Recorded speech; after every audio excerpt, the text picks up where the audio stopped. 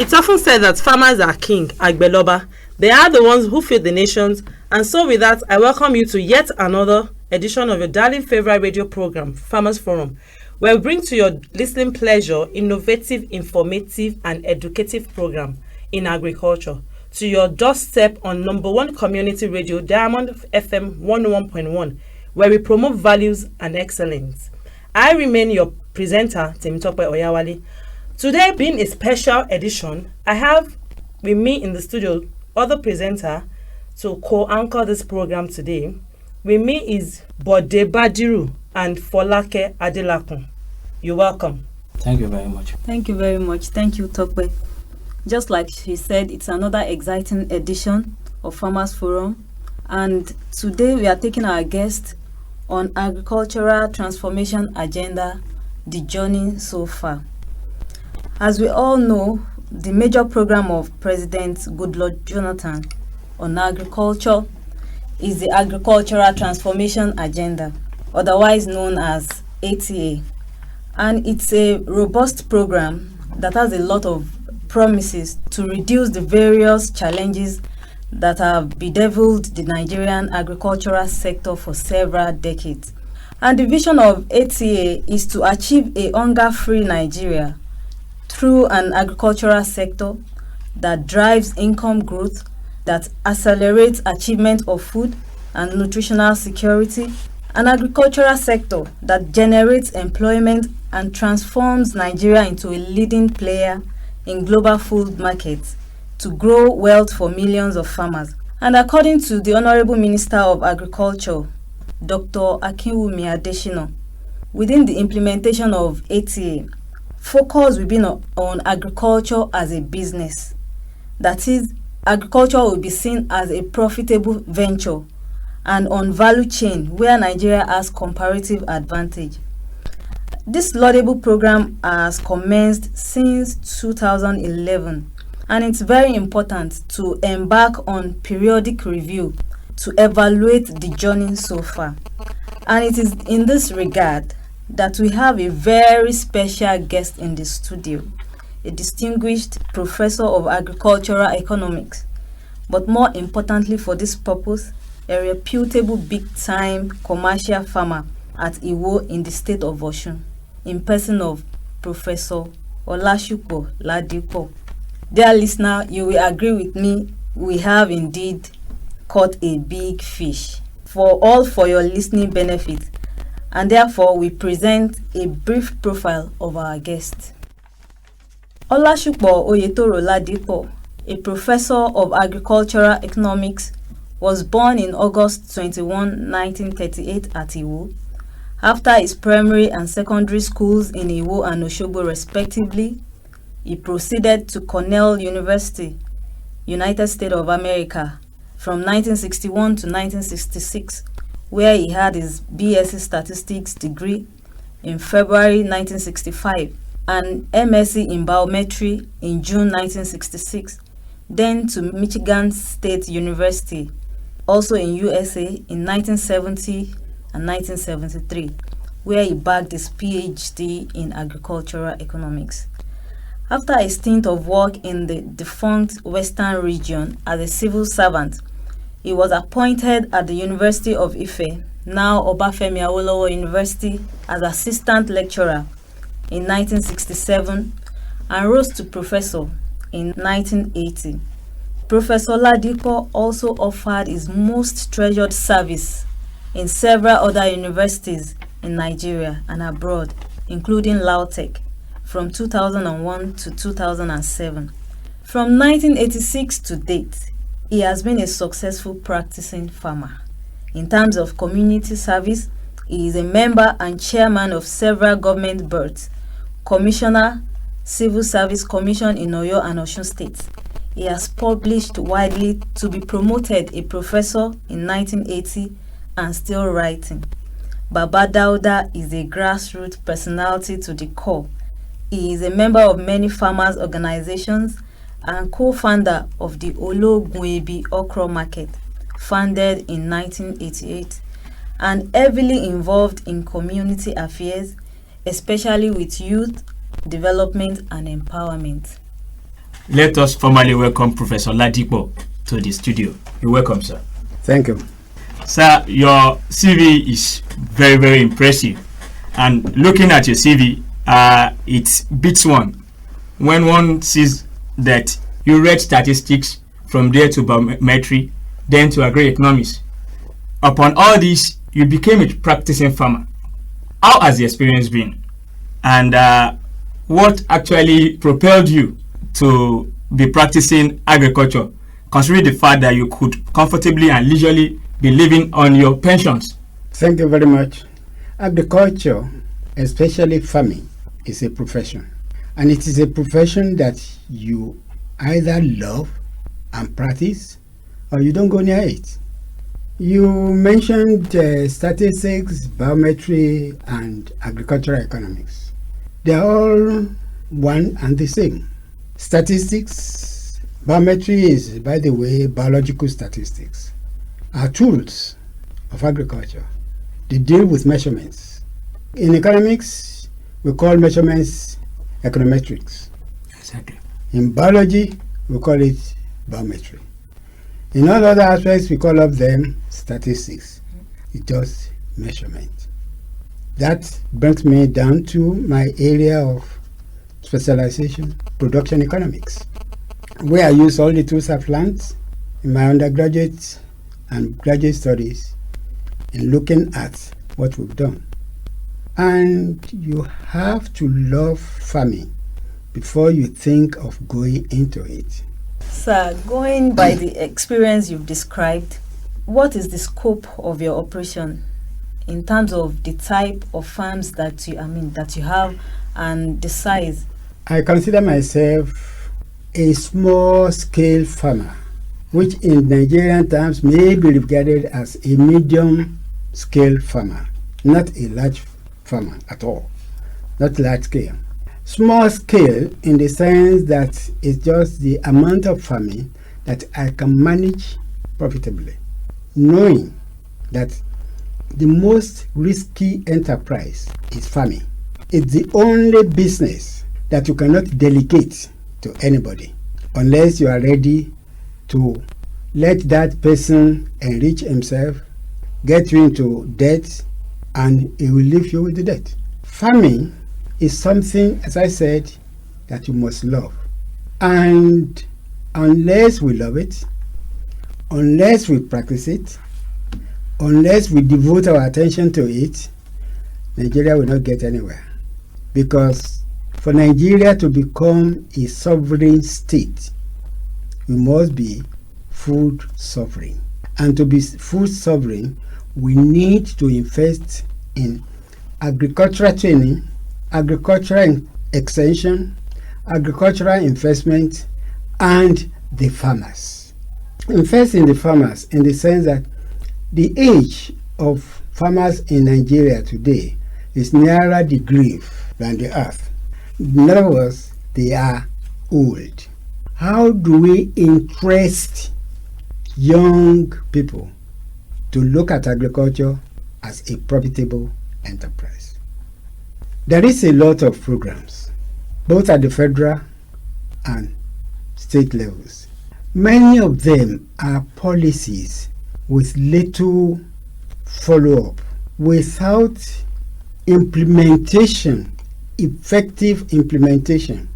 And this is what we need. Implementation with a feedback system to the policymakers to see how successful is our policy. Take, for example, the federal government policy of distributing fertilizer. You give 2 bags of fertilizer to a farmer. He pays for 1, you give him 2. What level of farming is somebody going to use 2 bags of fertilizer for? And the policy expects the farmer to go and source the rest of his needs By himself in the open market. And how many farmers can afford it? Even if the farmer can afford it, can the market afford it? When the farmer looks at his cost, he will expect his income based on his cost. But is the market ready to pay for that production output. And that is why, till today, our farming remains small scale with little modern technology introduced into it, because the modern technology will cost the farmer money. He knows the technology. He knows that if he applies fertilizer, he will get higher yield. He knows if he gets higher yield, he will get more money. But can he afford the cost of fertilizer? The federal government gives you 2 bags, and if you have 50 acres of maize, how much is 2 bags going to cover? How much of the farm? Yes, it's a very beautiful policy. It's a very, very beautiful program. It's well-intentioned program, but is it directed to the Nigerian farmer?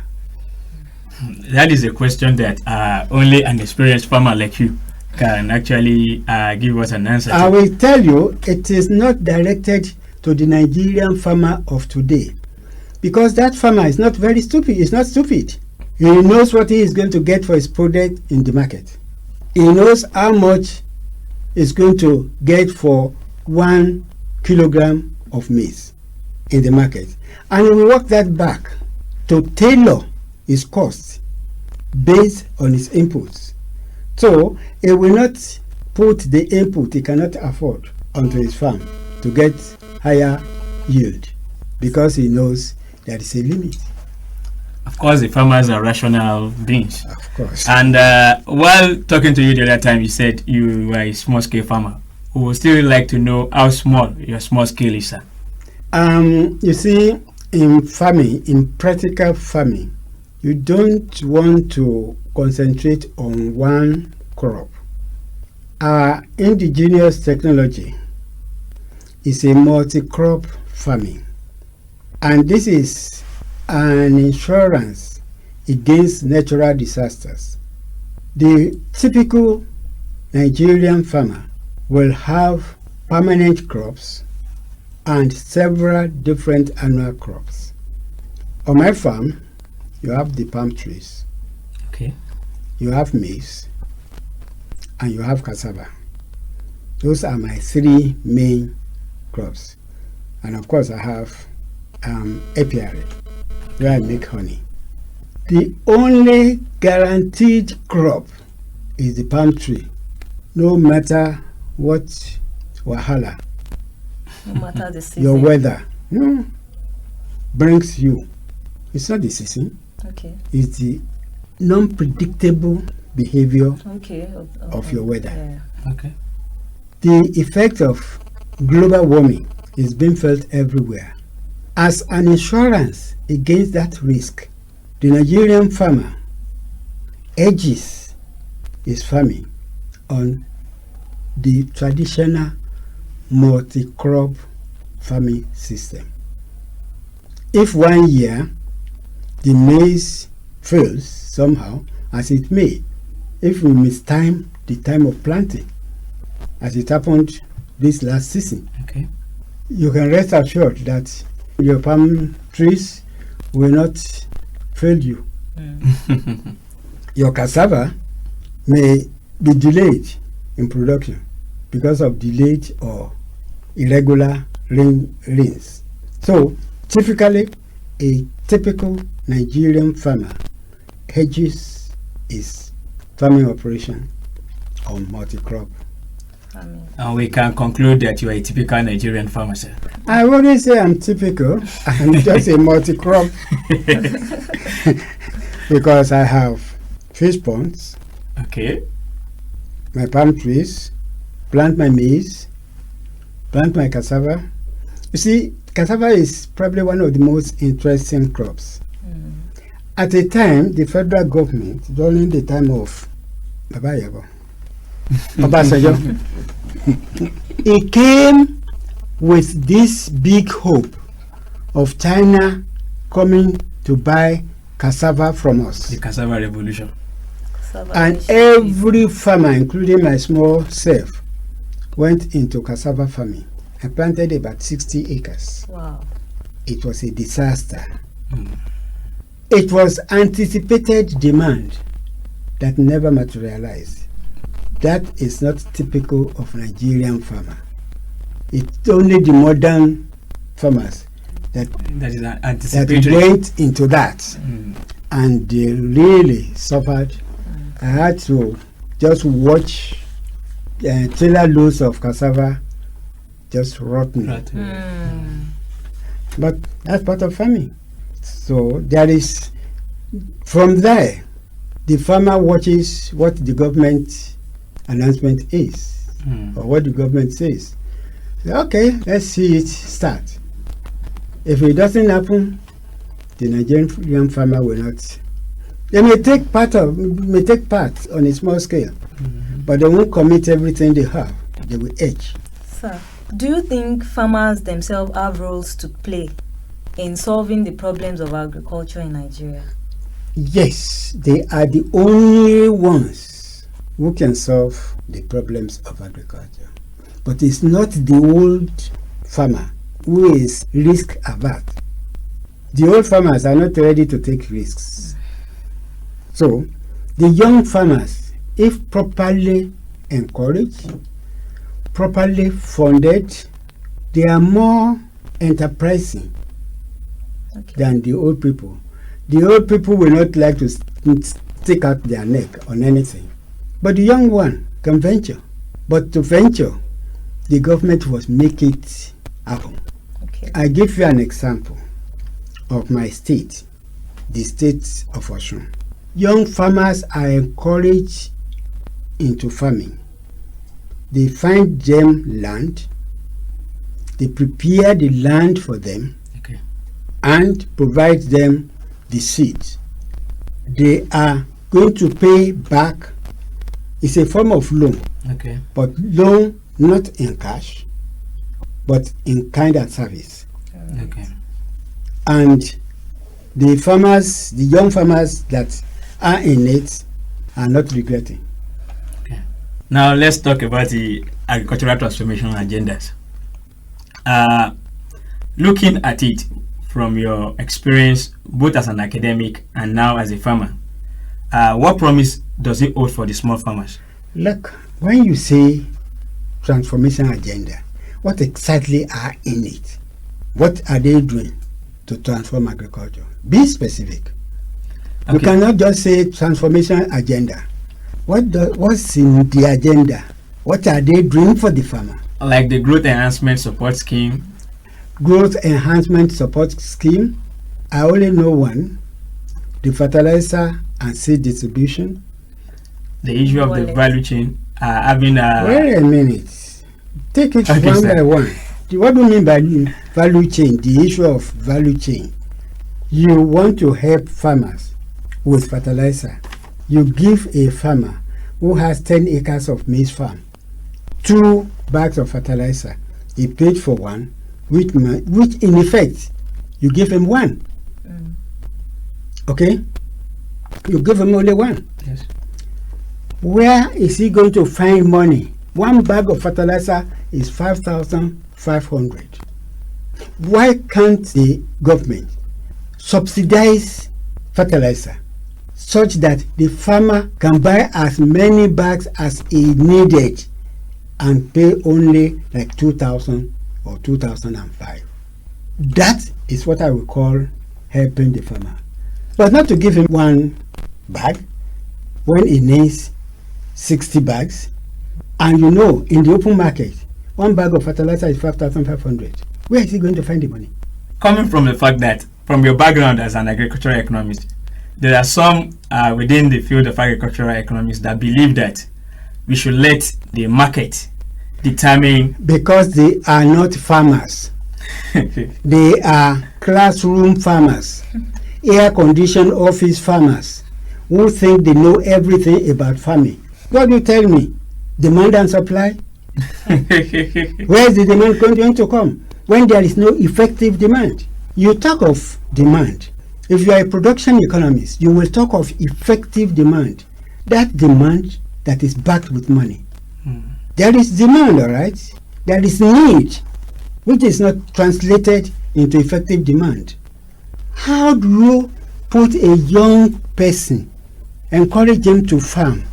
He has 10 acres of maize. He has no other thing, no other source of finance. And you give him 1 bag of fertilizer, he paid a subsidized rate for another bag, and you expect him to go and source funds where? To the market? To the banks?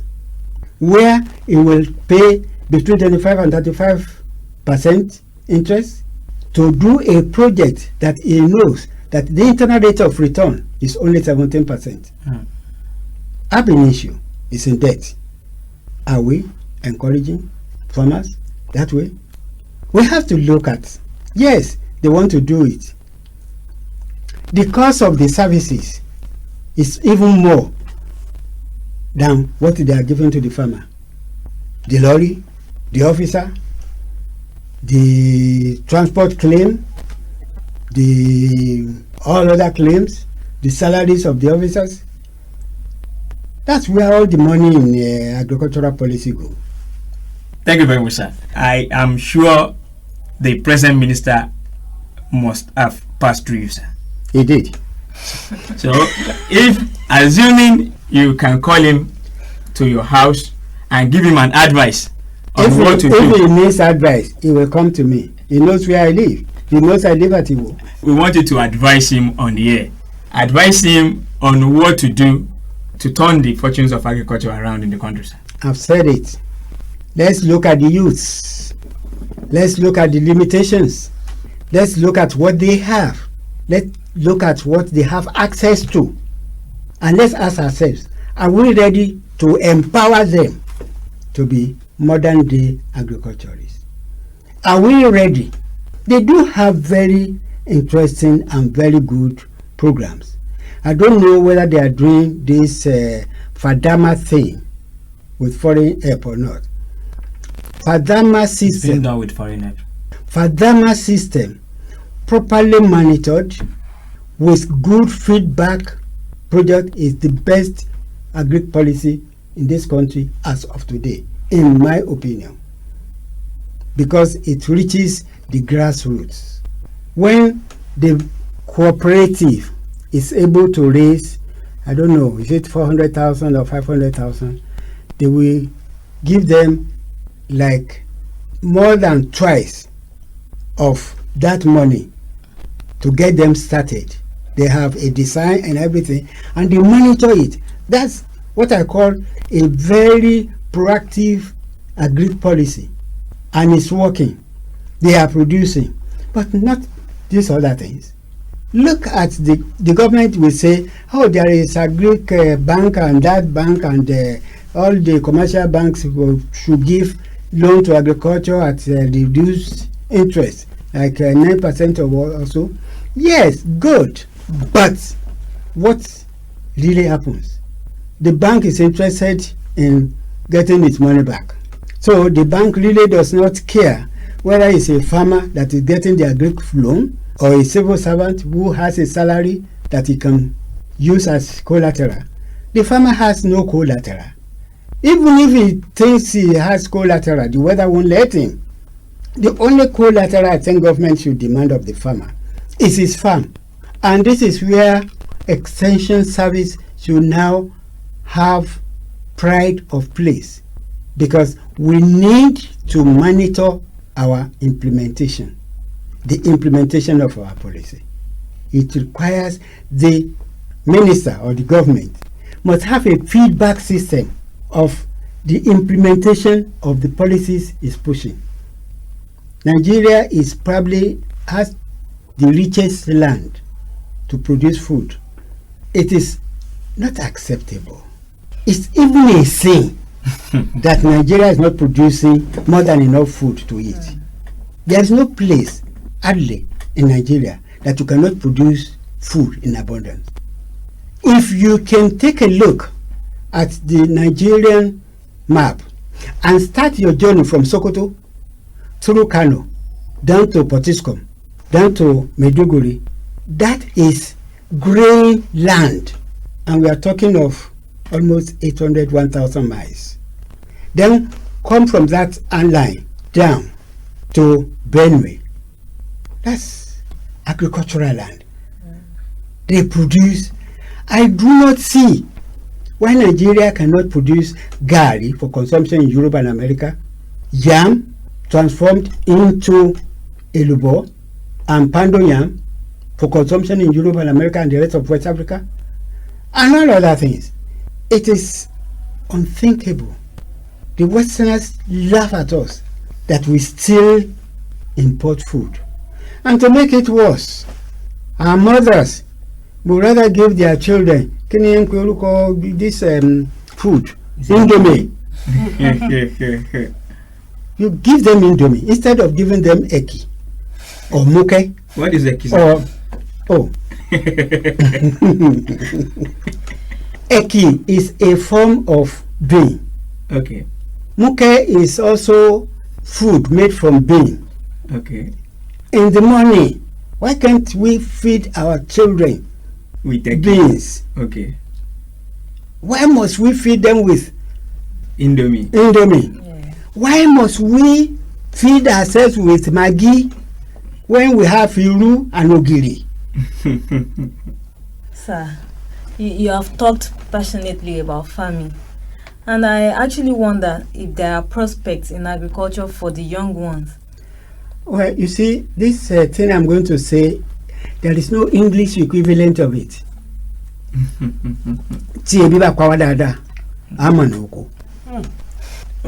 Could you please make an attempt to... No, I meant. And at the same time, do you think farming will still survive as an income generating activity? Of course it will. It's a question of what you regard as income. To me, my income consists of the pineapple that ripens on its stalk on the farm that I can just plug and go and eat at home. The yam I can just plug from my farm and go and eat. The fresh fish that the plantain, the banana, all from my farm. Add it up. That's my income. Let me take you back to your CV, sir. It was mentioned that you are a co-founder of Ologmebi. That's an interesting thing. That takes us to marketing of agricultural products. When I first started farming, I harvested 3 bags of okra and carried it to the market. They gave me 70 naira. The first thing was the buyer determines the price. What about my cost? I said, okay, let me try again. The next week, you know the Yoruba week has 5 days. Exactly. The next week, I carried about 7 or 6 baskets to the same market. They gave me 90 naira. Said, this is where they cheat farmers. Then I saw them selling the same okra that I brought to them at night. The 1 bag was sold for 100 naira and my 7 bags for 700 naira, and they only gave me 90. I said, okay. So I went back to the other farmers who are okra farmers. I said, look, how do you sell your okra? One of them said he carries his own to Ondo, Akure, Nkaka. Some carry their own to Lagos. I said, okay, those of us who cannot carry our own to these places, why can't we start our own market in the bush? I said, how do we do that? I said, it's easy. Let's go to that night tonight and go and look at those who come from Ondo, Port Harcourt, Lagos to buy okra, and tell them to come meet us at 12 o'clock on our farm. So they sent a delegation of about 6 women to meet us. That day, the farmers listened to me. We all brought okra to a spot. The Lagos ones came. They saw the fresh okra and they said, we are willing to partner with you. How do we do it? I said, let's allow you to carry all we have to go and sell for us and come and tell us how much you sold it. And then we can sit down how much we are going to be selling a basket. Some of my farmer colleagues were not sure. They thought the women will just carry our things away and not come back. So I told them, I said, if you are not winning, after the women had gone, I will pay you for your okra the same rate that those women in the market will pay if these Lagos people don't come back. So everybody kept quiet. The following day by 11 p.m., these women came back with loads of baskets. They brought our own basket and told us how much they sold our own, which was almost 40 times Wow. what we would have been given by our former harmonizing. So we sat down. Okay, if you sold it that way and transport is this way and you want to make so much for your effort, we agreed on a price. Until today, that market is still there, and we still determine the market, the price of okra, a basket of okra, that same way. The demand and supply face to face. And you actually brought in the role of an extension agent. I myself was an extension agent. I think that. Yeah, the local facilitator. That is very interesting, sir. I want to ask you a policy question. Go ahead. And that has to do with the intention to ban the importation of rice. Do you think this is the right thing to do? Very much so, yes. Could you please let us know your reason for saying yes, sir? Okay. If the imported rice is banned, people who love to eat rice will start eating local rice. The demand for local rice will go up.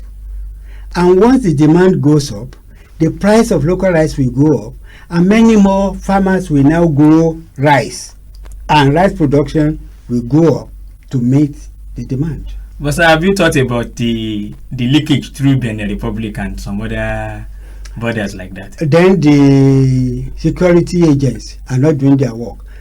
But we know that is the We know the reality. then they should be dealt with. Okay, so we've spent a lot of time on this interview, and it's very interesting one that we will find it very difficult to come to an end. But I would like you to give us your parting shot for the youths, because they are the future of this country. The youths, you see, the youths, they are born into a monetized culture.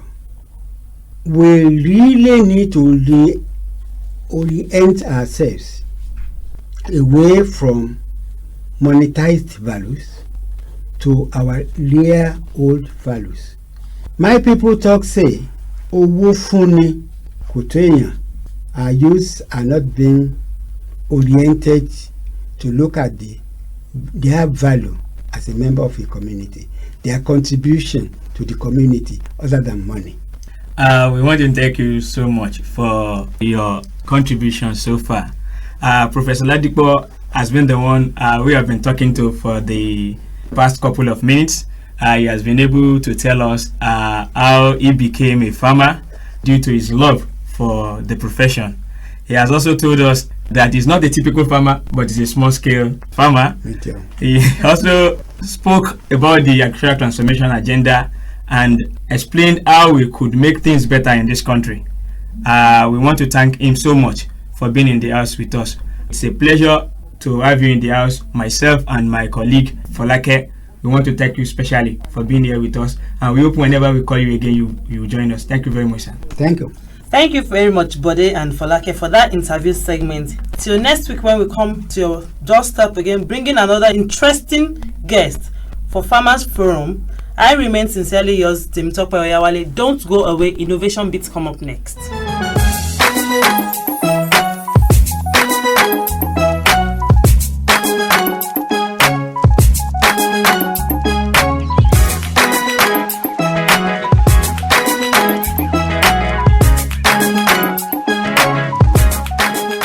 I welcome you to another edition of Innovation Bit segment on Farmers Forum. On this segment, we bring current information on agricultural products that would be of great benefit to you. On the show today, I'll be talking about an amazing fruit. The fruit is native to coastal and mildly temperate regions of the Old World, from Eastern Europe and Northern Africa to East Asia. Not to keep you in suspense, I'll be talking about pears. Pears, do not mistake these with avocado pear. Pear fruit has a bell shape, similar to an avocado pear. Pear fruit is consistent. The fresh pear fruit is firm in consistency with mild apple flavor. Pear fruit has a bell shape, similar to an avocado pear. Fresh pear fruit is firm in consistency with mild apple flavor. Its skin is very thin, and depending on the cultivar, the fruit may be in different shades of green, yellow, gold, brown, yellow-orange, and red-orange externally. Internally, its off-white color pulp is crunchy and juicy. In fully matured ones, the pulp turns to grainy texture with gritty sensation while using a knife to cut it. The center of the fruit is more or less like that of an apple, with centrally located tiny inedible seeds. The first time I ever came across the fruit, I was intrigued because it looked so much like pear, so I bought it. When I tasted it, it tasted so much like apple. Then I was baffled and decided to know more about the fruit. So if this is the first time you are hearing about pear, or you have seen it and did not know about it, or you even know about it, I'll be telling you more about the fruit called pear.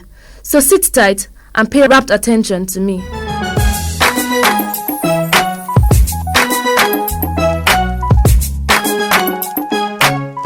Pear belongs to the rose family of plants.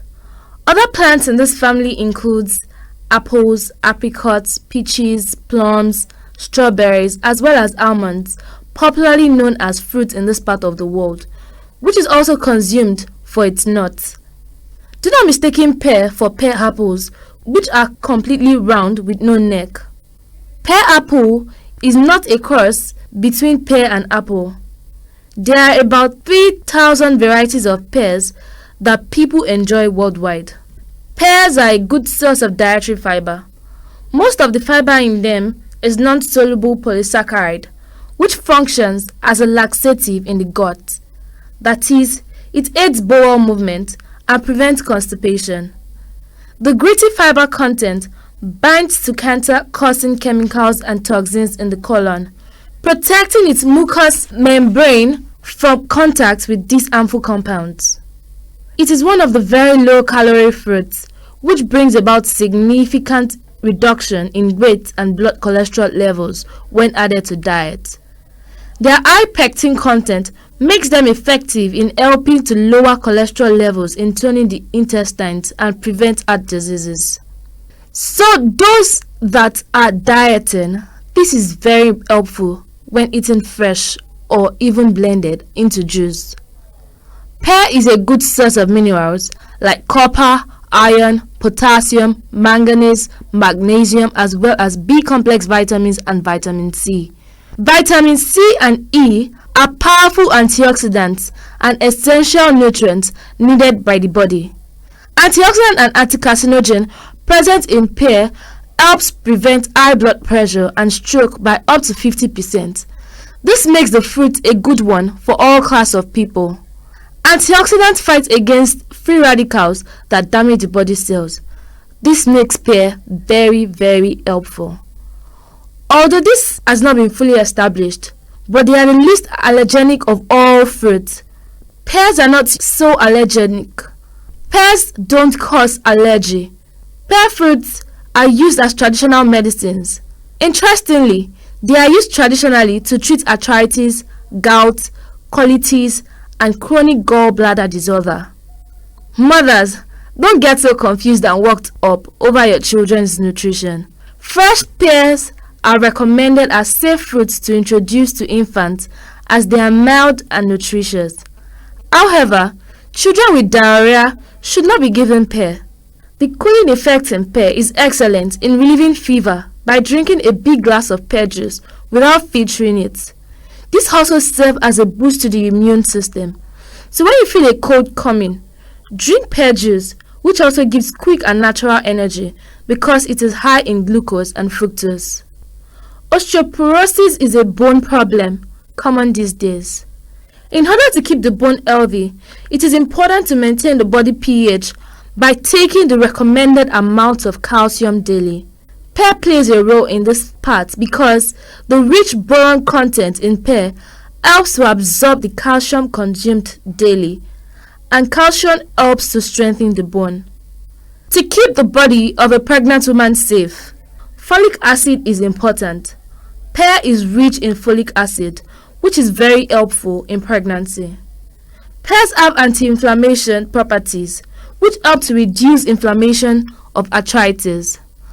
During the dry season, shortness of breath in both children and adults can be prevented by taking pear juice, which also prevents throat problems. Pear juice boiled with honey and taken warm is an extreme healing medication for throat and vocal cord, especially for singers. Pears decelerate the discharge of sugar into the bloodstream and prevents the damage of skin collagen caused due to the frequent sugar spikes. Pear decelerates the discharge of sugar into the bloodstream and prevents the damage of skin collagen caused due to the frequent sugar spikes. It does give a smooth skin and plump look. It helps in toning up the skin and curtailing the formation of fine lines near our eyes and lip areas. If you have an oily skin, pears can be really beneficial for you. By just smashing a pear, mix it with fresh cream and honey. This paste should be used twice a week as a facial mask, and the over-secretion of the sebaceous gland present in skin will reduce to a great extent, reducing even pimples. Pear is not only good for oily skin, but are also good for dry and flaky skin. They contain natural humectants, which help balance the natural water content of the skin and retain its natural moisture. Regular intake of pear juice can also make your skin even and smooth. To reduce hair dryness, tame or eliminate ugly tangles, restore lost shine, or even maintain coily and colorless locks, pear hair pack can be applied. How do we make this pear hair pack? To make pear hair pack, peel and smash a pear properly and then form a smooth paste by adding soybean oil to it. This paste should be spread evenly all over the hair. After an hour, wash it off with a mild shampoo. The difference will be easily visible. To select pear fruit, it should be firm enough. The skin should be even and damage-free. It should be stored in a refrigerator or in a cool, dry place. Note that pear should be consumed immediately after it is cut because it turns brown and doesn't look very nice. Thanks for listening to me, but until I come your way again next week, stay tuned.